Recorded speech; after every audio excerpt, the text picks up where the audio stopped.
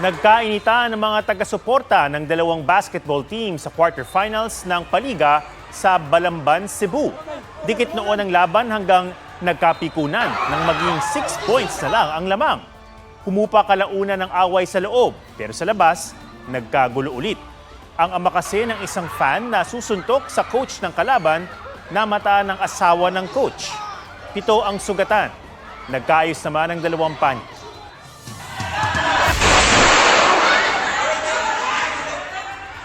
Dinig naman ang putok ng baril sa rumble din ng basketball court sa New Lucena, Iloilo. Walang nasaktan sa gulo. Ang kapitan ng barangay ang pinaghinalaang nagpaputok dahil kita siya sa video na may hawak na baril. Tumangging makapanayam ang kapitan pero ayon sa pulisya, todo tanggi raw siya sa pagpapaputok. Nag-iimbestiga na rin ang DILG. Bago ngayong gabi, may utos na ng partial operation sa Binaliw Landfall sa Cebu City halos 4 na buwan matapos ang pagguho ng gabundok na basura roon na ikinasawi ng mahigit 30. Pero ang Cebu City at Mandaue, nag-aalangan pang magtapon muli ng kanilang basura sa landfill. May report si Ian Cruz. Hala! Patay sila! Hala! Matinding trahedya ang idinulot ng pagguho ng mga basura sa Binaliw Sanitary Landfill sa Cebu City nitong January 8. Inabot ng 10 araw ang paghuhukay sa guho para makuha ang mga natabunan ng mga basura. Sa kabuuan, 36 ang nasawi. Dahil sa trahedya, nagdeklara ng state of calamity ang Cebu City at naglabas ng cease and desist order ang DNR Central Visayas laban sa operator ng landfill na Prime Integrated Waste Solutions. Nauna iginiit ng kumpanya na regular silang nag-iinspeksyon sa kanilang mga landfill cell at wala raw silang nakitang anumang senyales ng paghina ng landfill cell na siyang gumuho noong Enero. Ngayon, kinumpirma ng Environmental Management Bureau Central Visayas na pinayagan na ang partial operation sa landfill. Ibig sabihin, mahigit 2,000 square meters lang na bahagi ng pasilidad ang magagamit para tapunan ng katumbas na hanggang 20,000 metric tons ng basura. Ayon sa EMB7, nagsagawa ang ahensya ng rehabilitation at mitigation measures matapos ang trahedya. May mga binago rin daw sa Environmental Compliance Certificate o ECC ng operator ng landfill, partikular sa pagpapatibay ng mga engineering component upang masiguro ang kaligtasan ng pasilidad. Prior yun nga, nag-issue ang among office o kaning partial lifting, nag-conduct among office o actual site verification nga na-install ng liners na may mga leachate pipes. Bubuo rin daw ng multipartite monitoring team para sa mga environmentally critical project kaya ng landfill. Pero ang Cebu City LGU hindi para muna magdadala ng basura sa Binaliw. Sa halip, iuutos muna ni Mayor Nestor Archibald ang pagbuo ng Waste Crisis Task Force bilang batayan sa pamamahala sa pagtatapon ng basura sa landfill. Ang Mandaue City na nakakontrata ring magtapon sa Binaliw Landfill, humihingi rin ng paglilinaw mula sa operator nito tungkol sa pagbabalik operasyon. Wala pang pahayag sa ngayon ang landfill operator. Ian Cruz, GMA News. Nagdulot ng takot sa Eastern at Central Visayas ang magnitude 6 na lindol sa San Julian, Eastern Samar ngayong hapon. Walang banta ng tsunami pero binabantayan pa rin ang mga coastal barangay roon. May report si Rafi Tima. Nagtakbuhan ang dalawang ito mula sa ikalawang palapag ng shop sa Villarreal, Samar. Ramdam ang lakas sa pag-uga ng mga pinto at gamit. Unti-unti namang umiindayog ang CCTV ng bahay na ito sa Calbayog City hanggang sa naramdaman na nila ang lindol. Napaupo na lang sila nang lalong lumakas ang pagyanig. Halos ganyan din ang naramdaman sa bahay na ito sa Santa Rita, Samar. Dali-dali silang lumabas. Sa oras Eastern Samar, nanlumo ang parishioners ng San Pedro Calungsod Parish Church nang masira at mabali ang ilang bahagi ng crucifix ng simbahan. Ito po yung sitwasyon namin dahil sa lindol. Nagkalat na mga paninda sa sahig naman ang resulta ng pagyanig sa tindahang ito sa bayan ng Taft. Kalma! Abot hanggang Tacloban Leyte ang yanig ng lindol. Pilit pinapakalma ng ilang estudyante ang kanilang kaklase nang lumindol lalo't nasa ikalimang palapag sila. Ligtas sa mga estudyante at staff na marahang bumaba at lumabas mula sa gusali. Hinay! Ayon sa PHIVOLCS, naitala ang epicenter ng magnitude 6 na lindol sa hilagang silangan ng San Julian, Eastern Samar. May lalim itong 57 kilometro. May mga naitala ring intensity sa Cebu, Bohol at Dinagat Islands. Walang itinaas na babala ng tsunami ang PHIVOLCS.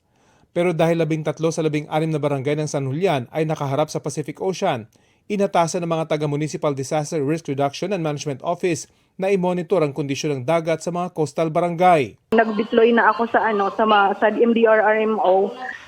Bali nag-observe sila sa coastal barangays kasi we are mostly coastal.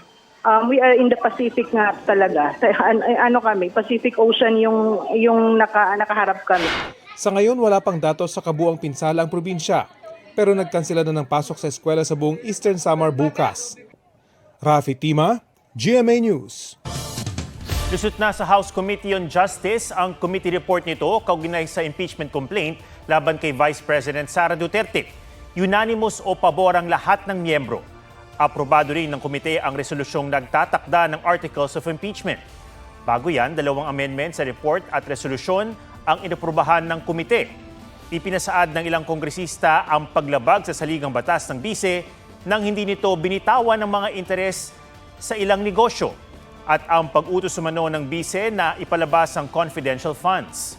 Ayon kay Representative Laila de Lima, ang inaprubahan ng komite ay 4 na articles of impeachment na tumatalakay sa misuse or abuse of confidential funds, unexplained wealth, bribery and graft and corruption, at threats involving an alleged plot against the President, the First Lady, and the House Speaker. 1/3 ng lahat ng kongresista o 106 na boto ang kailangan para maaprubahan ang articles of impeachment na posible raw pagbotohan sa plenaryo sa Lunes, May 11.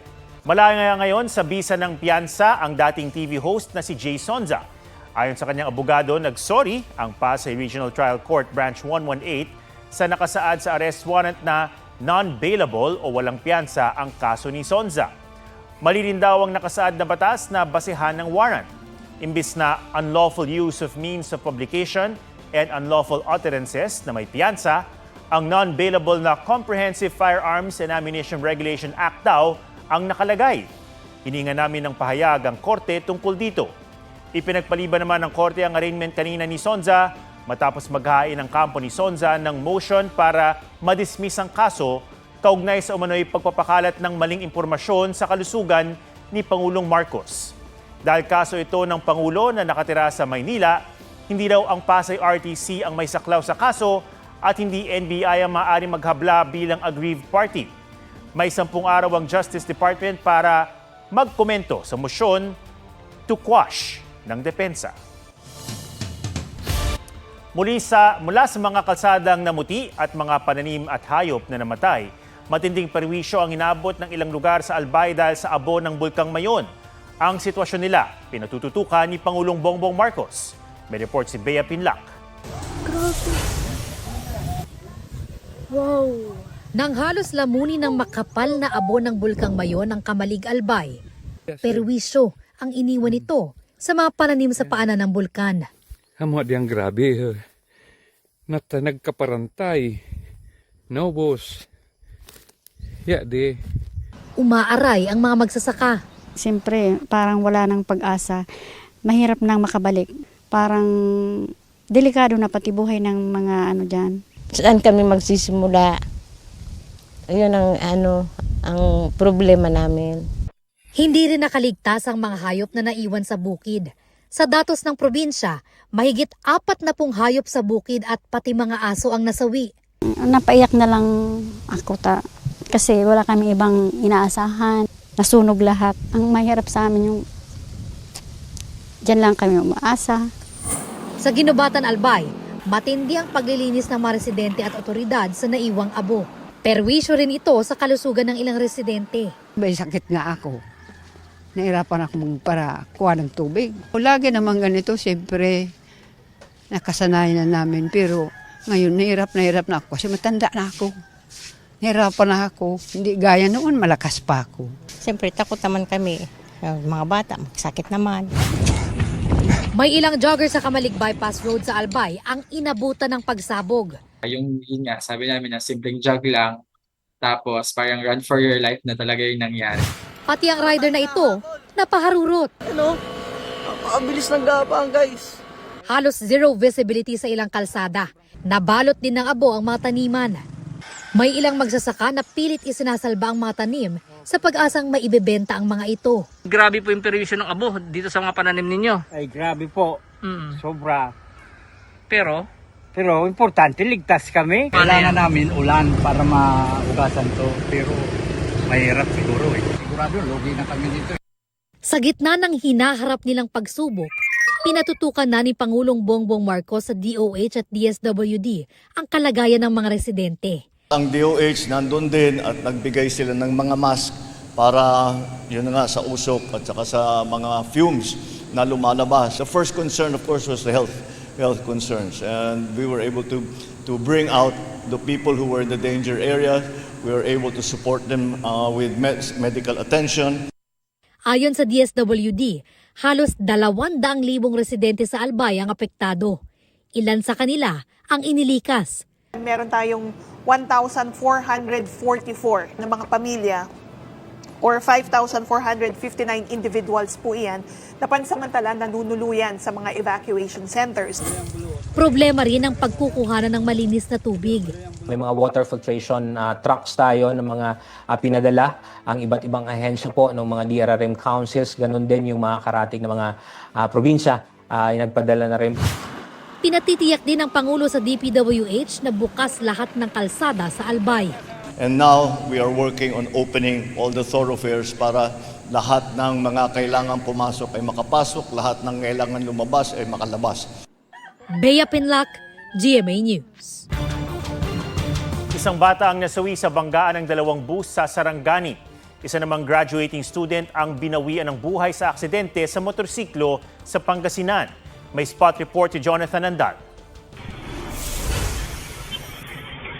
Palikuna ang kuliglig na ito sa barangay Dalig sa Burgos, Isabela nang sumalpok ang isang motorsiklo mula sa likod. Tumilapon ng rider. Agad siyang inalalayan ng mga saksi para maipagamot.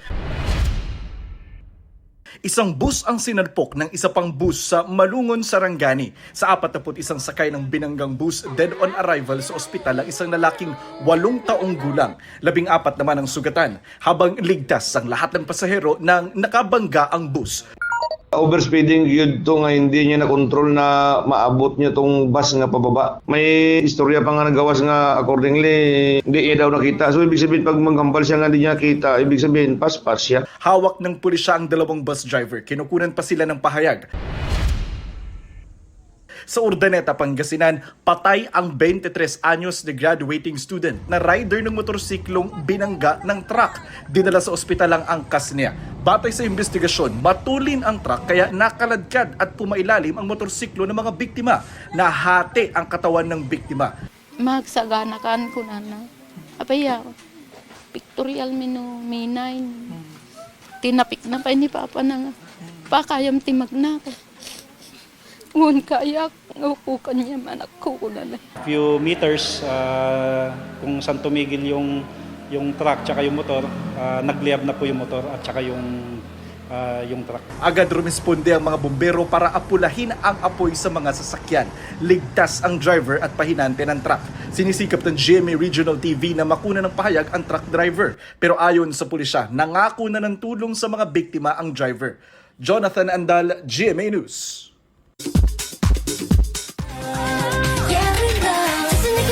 Kapuso primetime queen Marian Rivera kumasa sa Spring Rain Challenge.